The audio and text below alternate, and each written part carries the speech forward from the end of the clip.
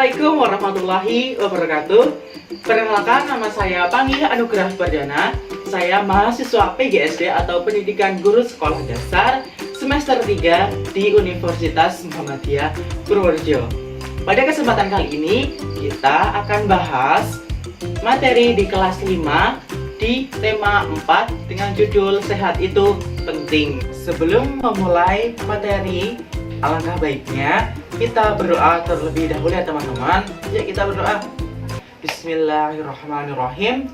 Raditu billahi robba wa bil islami dina wa bi muhammadin nabiyya wa rasulah. Rabbi zidni ilma warzuqni fahma. Amin ya rabbal alamin. Semoga pembelajaran atau materi kita kali ini mendapatkan keberkahan dan kelancaran oleh Allah Subhanahu wa taala. Amin ya rabbal alamin.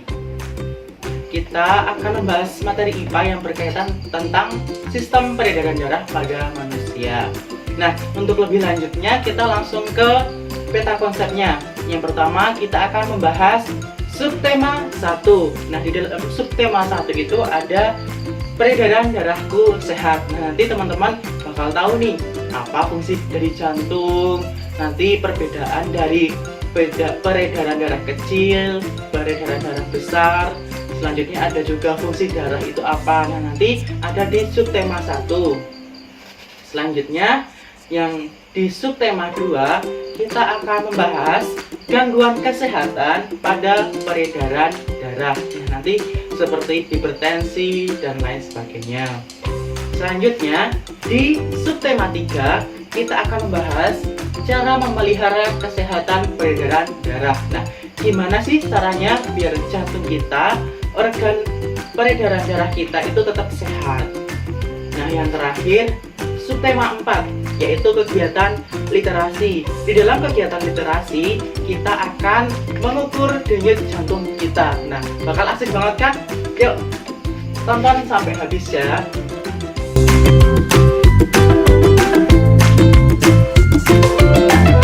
Kita masuk ke subtema 1 yaitu peredaran darahku sehat. Nah, kira-kira teman-teman tahu nggak nih apa fungsi dari jantung? Ya, apa? Bener banget. Fungsi dari jantung yaitu memompa darah ke seluruh tubuh. Kenapa sih darah yang dipompa? Karena di dalam darah itu terdapat oksigen dan zat makanan yang dibutuhkan oleh tubuh. Nah, sistem peredaran darah ada jantung, pembuluh darah, dan juga darah. Nah, di dalam pembuluh darah itu ada arteri, ada kapiler, ada vena. Nah, arteri itu pembuluh darah yang dari jantung ke paru-paru. Selanjutnya kapiler yaitu pembuluh darah yang ada di sel-sel tubuh.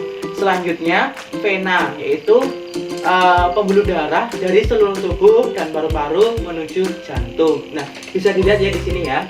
Nah, itu ada arteri, ada vena, nanti juga ada bilik kanan, serambi kanan, serambi kiri, bilik kiri. Nah, kita akan bahas selanjutnya perbedaan arteri dan vena. Yang pertama, arteri itu terletak di bagian dalam tubuh, sedangkan vena terletak dekat permukaan tubuh. Nah, ini kalau teman-teman lihat di pergelangan tangan kalian, nah ini ada warna biru kehijauan. Nah, ini pembuluh darah. Ini yang dinamakan pembuluh darah vena. Selanjutnya perbedaan yang kedua yaitu kalau arteri itu dinding pembuluh darahnya itu tebal, kuat, dan juga elastis.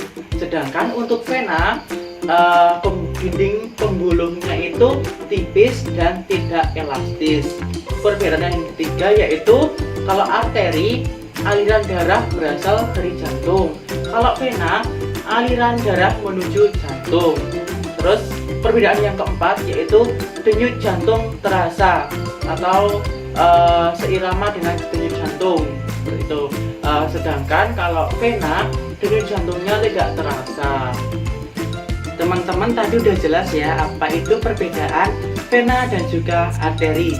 Selanjutnya kita akan membahas perbedaan dari peredaran darah besar dan juga peredaran darah kecil.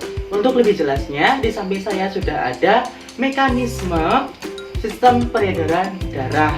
Nah, kita mau mulai dari mana dulu nih? Mau dari peredaran darah besar dulu atau dari peredaran darah kecil dulu? Oh, oke. Kita dari peredaran darah besar dulu. Kita mulainya dari mana? Dari serambi kanan, bilik kanan, serambi kiri, atau bilik kiri dulu? Karena kan kalau peredaran darah besar itu dari jantung ke seluruh tubuh kembali ke jantung. Berarti kalau ke seluruh tubuh, darah itu kaya akan oksigen dan juga zat makanan. Berarti kalau kaya dengan oksigen itu gimana? Bener banget, di bilik kiri. Nah, kalau di jantung itu yang bagian kanan itu malah miskin oksigen, sedangkan di bagian jantung sebelah kiri itu kaya akan oksigen.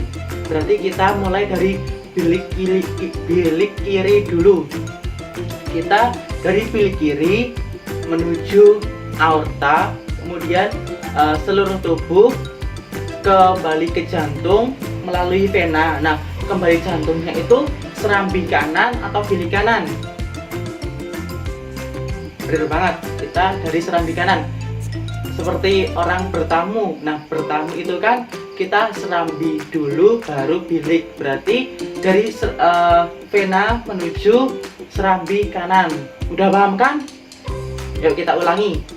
Peredaran darah besar dari mana? Bener, bilik kiri. Selanjutnya ke aorta, seluruh tubuh, vena, kemudian kembali ke serambi kanan. Nah, ini kan warnanya juga beda nih.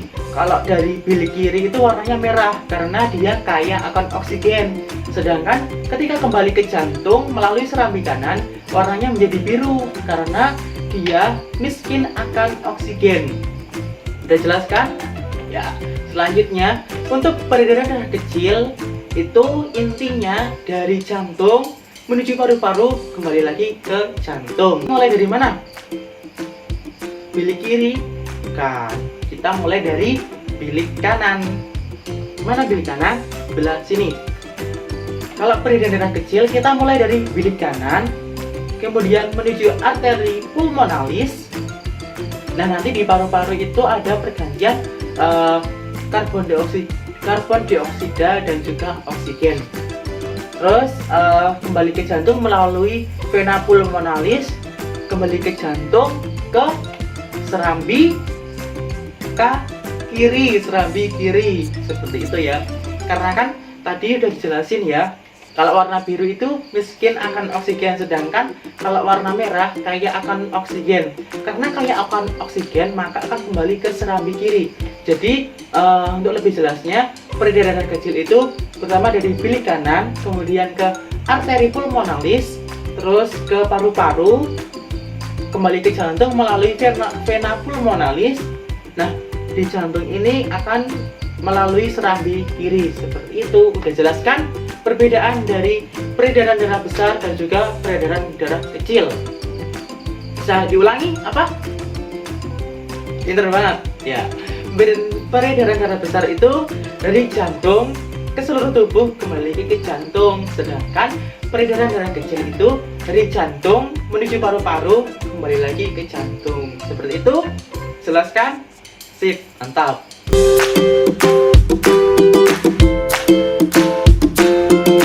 Kita lanjut ke subtema yang kedua, yaitu gangguan kesehatan pada peredaran darah. Nah, apa itu gangguan kesehatan? Gangguan kesehatan itu penyakit. Apa aja tahu nggak sih teman-teman penyakit di peredaran darah? Yang pertama yaitu hipertensi. Nah, hipertensi atau yang sering disebut itu darah tinggi. Jadi hipertensi adalah keadaan ketika kondisi tekanan darah yang mengalir pada pembuluh darah melebihi batas normal. Namanya kan hiper itu melebihi batas normal. Jadi tekanan darahnya itu melebihi batas normal. Sedangkan ada juga yang dinamakan hipotensi. Nah, hipotensi itu berlawanan dengan hipertensi. Kalau hipertensi kan melebihi batas normal, sedangkan hipotensi itu di bawah batas normal. Jadi bisa disebut juga lemah gitu loh, tekanan darahnya itu lemah. Gangguan kesehatan yang ketiga yaitu ada kanker darah atau leukemia. Leukemia disebabkan karena sel kanker yang menyerang bagian darah yang mengalir di pembuluh darah, terutama sel darah putih. Nah, karena sel kanker itu ganas ya, jadi sel kanker itu menyerang sel darah putih kita. Kayak gitu nanti akan menyebabkan kanker darah atau yang disebut juga leukemia. Gangguan kesehatan yang keempat yaitu jantung koroner. Penyakit jantung koroner adalah suatu keadaan ketika peredaran darah yang mengalir pada pembuluh darah mengalami penyumbatan sehingga peredaran darah terganggu. Jadi kan tadi sudah dijelaskan ya, pembuluh darah. Nah, di dalam pembuluh darah ini ada penyumbatan yang menyebabkan jantung koroner. Ya gitu. Selanjutnya yang kelima yaitu gagal jantung. Gagal jantung adalah keadaan ketika jantung pada tubuh seseorang gagal untuk bekerja secara optimal sehingga kekuatan konstruksi dari jantung menurun yang menyebabkan hilangnya pasokan darah ke seluruh tubuh. Jadi gagal jantung itu seperti ibaratnya jantungnya itu berhenti gitu loh, tidak berfungsi kembali. Nah itu kan pastinya akan menyebabkan darah itu tidak mengalir di seluruh tubuh kayak gitu. Jadi itu menyebabkan sakit yang dinamakan gagal jantung. Nah, gagal jantung pula ini berpotensi untuk kematian. Gangguan kesehatan pada peredaran darah yang ke-6 yaitu ada anemia. Apa sih anemia? Anemia itu sering juga disebut kekurangan darah.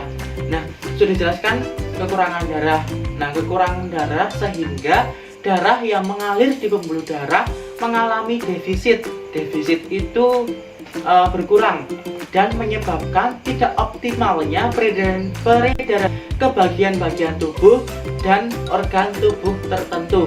Nah, karena kekurangan darah, jadi kerja dari darah itu juga tidak optimal karena kayak orang yang kerja di bangunan misalnya, kalau misalnya orangnya lebih sedikit, nah itu kan pekerjaannya akan lebih berat. Seperti itu juga dengan jantung, dengan juga darah, dia akan bekerja lebih keras, lebih berat daripada biasanya. Seperti itu. Dijelaskan tadi yang pertama apa? Gangguan kesehatan pada peredaran darah. Ada hipertensi, yang kedua hipotensi, yang ketiga kanker darah atau leukemia, yang keempat ada jantung koroner, yang kelima ada gagal jantung, yang keenam ada anemia.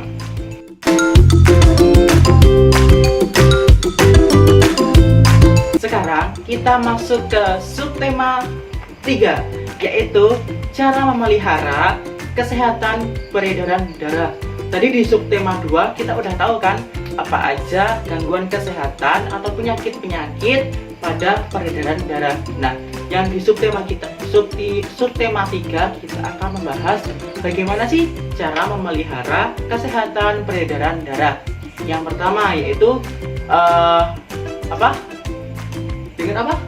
Oh, bener banget, yaitu olahraga. Olahraga itu sangat penting ya teman-teman, karena untuk menjaga tubuh kita agar selalu sehat. Apalagi di masa seperti ini ya teman-teman, kita harus selalu menjaga kesehatan kita. Selanjutnya yang kedua, cara menjaga kesehatan jantung kita yaitu mengurangi makanan yang banyak mengandung lemak. Kenapa sih harus mengurangi makanan yang mengandung lemak? Karena makanan yang mengandung lemak akan menyebabkan jantung koroner. Tadi udah jelas kan jantung koroner itu apa? Yaitu penyumbatan pada pembuluh darah. Nah ini kan misalnya di tangan kita ini ada pembuluh darah. Nah ketika kita memiliki lemak yang berlebih, nanti akan menyumbat di pembuluh darah kita, jadi kerja jantung tidak optimal. Yang ketiga yaitu menjaga pola makan 4 sehat 5 sempurna. Agar apa? Agar tubuh kita selalu sehat. Yang keempat, cara menjaga kesehatan jantung atau peredaran darah kita yaitu mengendalikan emosi supaya kerja jantung tidak berat. Nah, kalau kita sering emosi akan menyebabkan hipertensi.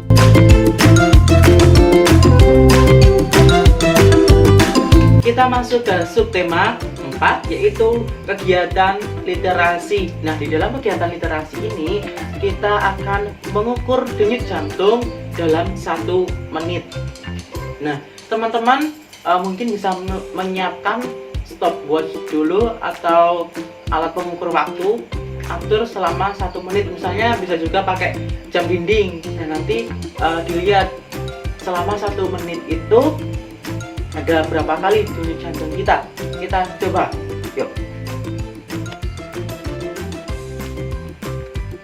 Nah, itu hasil denyut jantung teman-teman dalam 1 menit.